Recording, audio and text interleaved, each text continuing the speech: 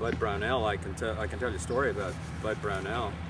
I'm not sure he was in the Zate house, but Jack Dietz was. The Dietz Crane builders, and Jack and his brother were both in the Zate house here, and I think Brownell was in the Zate house, but there are a lot of people that think that Bud Brownell was very probably the best player ever here. Now, I don't know whether that's before or after Tom Watson, or that type of thing, but Jack Dietz and Brownell were just great friends, and it was 1944, and Dietz was on a destroyer, and Bud Brownell was on a cruiser, and this is in the time and circumstances when they were making moves toward Iwo Jima and getting closer to Japan, and the Japanese had gone to the kamikazes, and Jack had seen in one particular battle a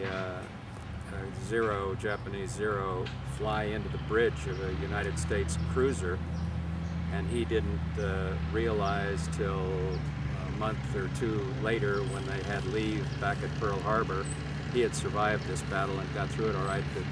That's what killed Bud Brownell in the war. And one of his dear friends was killed, and he saw it happen, but he didn't realize it was Bud. But I always thought that was a kind of a heartbreaking breaking story. But a lot of people of that era would say that Bud Brownell at that point was one of the really great players. Then I remember another. We had a player by the name of Bud Moe. Did that name ever come up with you guys? Yeah. Yes, I recognize the name. Yes. Bud Moe was. These are things just off the top of the head. We're not rehearsing any of this stuff. No. You know. Bud Moe was killed driving back from Rosati's on what is the road? Alpine Road. And it was just a dreadful kind of a thing. This would have been in the late 40s, very early 50s maybe. Bud was an outstanding player. And Bud Finger, of course, was the golf coach afterward, and through that period and afterward. And I guess it was, I can't remember, it was at least a year or two or three when a young lady came in to the golf course here, and she had, I can't remember, it wasn't a ring, it was a wristwatch. She had been walking or riding a horse out there and had found this watch, and it was Bud Moe's watch. And Bud Finger never got over that. He never got over that. Interesting. I guess in the collision, the watch went off his hand, and she was either, I don't know whether she was walking or riding, but she saw this little glimmer, and here was Bud Moe's watch. Inscribed to him on the back. Yeah. And it had to do with golf. It had something to do with golf. And that's why she brought it here, because it had, golf champion or something like that. These, Bob Cardinal was a great player here, and he was a member, I was a member of California Golf Club for a long time. He was a member of California and the Olympic Club. And he was a great, not just a great player, but a great supporter of golf. He was involved in everything that ever had to do with the San Francisco City Golf Championship, any of the tournaments. The Western Open was held at Presidio long ago, back in '57, I think it was, something like that, 56, 57, and he was very much involved in that. He was a great supporter of golf and spent most of his life in and around golf. They described him, I think it was in the Color of Life is Red, as a great amateur golfer. So he obviously never turned professional. Did he continue playing amateur golf after his Stanford days? Yeah, played for years in the San Francisco City Championship, and which was always a, we considered a major event here locally.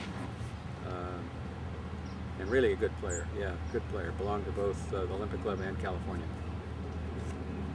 For a Stanford golfer, that name is almost too good to be true. Yeah, that's right. Yeah. Appropriately named, huh? Dick McElyea and I we just had his memorial service right over there just recently, and we were fraternity brothers and best friends, and he was just a remarkable player. Never hit it very far, but he never missed a fairway either. But, well, I hear Fred Brown gave him quite good battles as well. Fred was a great player. And beat Venturi a number of times. I don't think Fred ever got enough recognition. He was really a great player. Grant Space said he was the best player he ever saw. Yeah. Warren Daly was a character. I don't know whether, did you ever get involved with Warren? He should probably be on this list somewhere. He could hit it a mile. I'm not sure that even today he wouldn't be, he'd be right there with Watson or anybody. He could hit it a mile. Yeah. And I lived in the Zate House, which is now the International House down there. And there was nothing between there and the road. There was, Kingscote is right on the other side of the street. And then there was nothing out there. It was just a great big field. In fact, they'd bring a tractor in and plow it in the spring. But we could see the back of the row houses. And the Fidel house was there, and the Sigma Chi house was there, and the Deke house was there. And we used to hit golf balls off our front lawn. we had to be a little careful because a lot of the guys, we knew in those days, everybody knew everybody. We especially knew all the fraternity guys, So we would hit them at the Fidel house. Fidel house was the closest. It was probably about 190 yards or something across that, what is now a big parking lot. And we misjudged. We started hammering some balls into the back. I think we'd worked our way up to the Deke house about that time. We forgot about Daly. we could roll some balls, up there, And geez, now they've got all our golf balls. And they bring Daly out. This, honest to God, happened. They bring Daly out, and holy Christ, he's hitting them over our heads and bouncing them off and breaking our windows in our fraternity house. I mean, it was like a mortar attack. Timeout. End of that game. We're not doing this anymore. And Warren was really funny. Yeah, Grant was saying he used to hit 4-iron into 1. Oh. He drove the green at 15. Well, I almost saw him hit it on 13 one time. Almost. Really? I mean, he just had a little flip wedge on 13 one time. I remember that. Yeah. He's a real serious player. Good guy. He was a good guy, good player. Well, I didn't know Twiggs as a coach. I just knew him from a distance as a person. Bud and I were very, very close friends.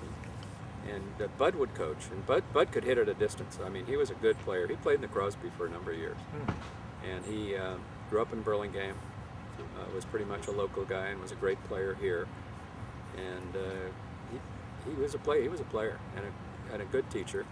He was a funny guy. He was just kind of all over the place. He would have 2 or 3 balls in the air at the same time and wonder where they're going to come down. And the kids used to kid him, and they used to laugh with him. Sometimes a little bit about him. But he was. Very enthusiastic personality kind of guy. He was a good guy, but he was a good player. Now, have you talked to Sandy? What'd you tell me about that? You have? We'll get to Sandy, I think, but we haven't talked to him yet. Well, he'll give you the Sermon on the Mount. He will definitely do that. And you'll be converted before he's finished too.